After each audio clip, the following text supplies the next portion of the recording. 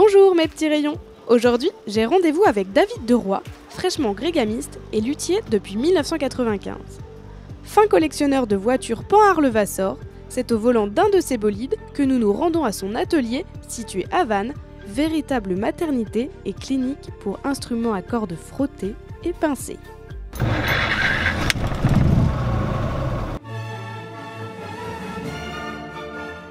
Petit rappel de barème, le luthier est un artisan qui fabrique à la main les violons, mais aussi les altos ou encore les violoncelles. Il faut savoir que le premier document dans lequel figure le mot violon date de 1523. C'est entre 1690 et 1750 que la lutherie connaît son âge d'or, avec notamment la création des violons les plus connus du monde, les Stradivarius. Dans la première moitié du XVIIIe siècle, l'anatomie du violon se modifie un petit peu selon les avis des compositeurs et des violonistes. Depuis ce temps, sa morphologie est restée pratiquement inchangée. Entrez avec moi dans l'antre de la lignée des Guarnerius et autres Stradivarius pour découvrir ces petites merveilles. Bon David, on est ici dans ton atelier de lutherie. Tu n'es pas issu d'une famille ni de musiciens ni de luthiers. Qu'est-ce qui t'a attiré en fait vers ce métier ? Eh bien, j'avais un grand-père qui travaillait le bois, qui était raboteur de parquet. Et donc déjà, enfant, j'ai passé du temps à bricoler avec lui. Et un jour, j'ai découvert des instruments dans la cave de mon école primaire. Et c'était un violoncelle et une contrebasse. Et j'ai vraiment flashé sur la forme. Et j'ai eu envie de fabriquer ces instruments-là. Tu te motives, tu cherches un petit peu comment on fait pour devenir luthier. Sur une centaine de candidats à l'école de lutherie de Mirecourt, qui est la seule école de lutherie en France, tu fais partie des 7 premiers sélectionnés. Comment t'as fait pour y parvenir ? J'ai eu la chance de rencontrer un ancien élève de l'école qui connaissait le test de sélection. J'avais commencé à apprendre à jouer du violon parce que je ne jouais pas de violon. Et j'étais vraiment motivé, quoi. Et donc je pense que c'est ça que le jury a retenu. Et après 3 ans dans l'école, tu as la possibilité soit de continuer 2 ans encore pour te spécialiser, soit de partir en vadrouille pour te former sur le terrain. Toi, c'est ce que tu choisis de faire. Et donc, tu pars Londres, Angers, Belgique, Charente-Maritime. Qu'est-ce que tu as pu apprendre dans tous ces ateliers prestigieux à l'étranger ou en France d'ailleurs ?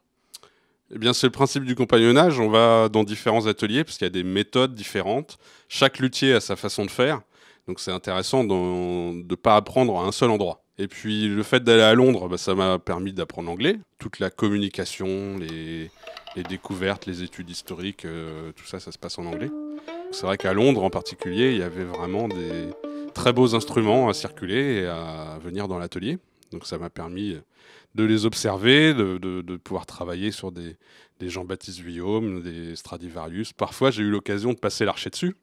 Et ça, c'est super de pouvoir se rendre compte, quand on joue soi-même, de la sonorité, parce qu'on les entend jouer par des virtuoses, mais quand on l'a soi-même sous l'oreille, on comprend le fonctionnement et la dynamique, la sonorité de ces instruments-là. Et ça laisse un souvenir mécanique, plein de sensations qu'on essaye après de reproduire, de retrouver quand on fabrique ses propres instruments. Aujourd'hui, tu es associé avec Cécile, qui, elle, fait plutôt de l'entretien, de la réparation, du reméchage au niveau des archets. Mais toi, tu en fais aussi, mais tu rajoutes une corde à ton arc, ou devrais-je dire à ton violon, avec la fabrication d'instruments. Comment ça se déroule, tout ça ? C'est vrai que la fabrication, c'est là où j'ai le plus de plaisir. Mais bon, c'est pas facile à fabriquer et c'est pas non plus facile à vendre. Donc c'est vrai qu'on fait aussi de la réparation. Cécile me permet de me libérer du temps pour pouvoir fabriquer mes instruments. Là, par exemple, y a quelqu'un qui s'ennuie dimanche prochain parce qu'il pleut, il fait pas beau, il a envie de se mettre à fabriquer un violon. Quelles sont les étapes de fabrication et combien de temps ça met à peu près ? Déjà, je vais lui souhaiter bon courage parce que c'est pas gagné.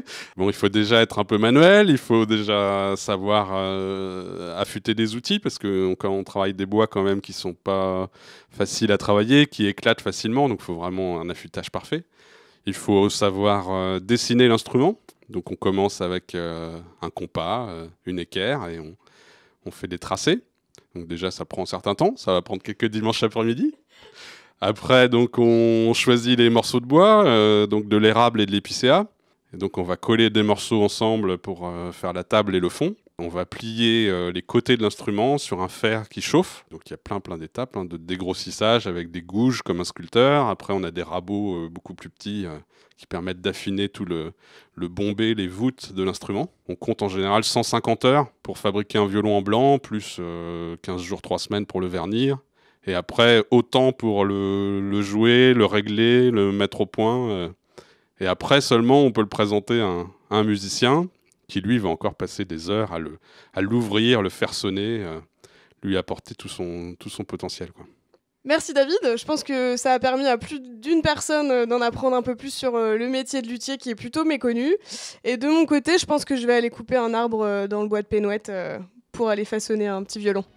Ah bah bon travail et c'était un plaisir de t'accueillir. Ce n'est pas le tout, mais j'ai du pain sur la planche avec ce violon à fabriquer. Heureusement, j'ai déjà le chevalet que David m'offre en guise de souvenir de cette interview syncopée de franche rigolade. Nous repartons en direction de Grandchamp, car même si j'apprécie le confort de la Panhard, j'ai hâte de retrouver ma meule. À bientôt mes petits rayons. Dis-moi David, t'es plutôt boxe anglaise ou lutte gréco-romaine ? Plutôt lutte gréco-romaine. Tortue Galapagos ou tortue lutte ? Tortue lutte. André Rieu ou André Rieur ? André Rieur. Le matin ça va, t'arrives à te réveiller ou tu luttes ? C'est une dure lutte tous les jours.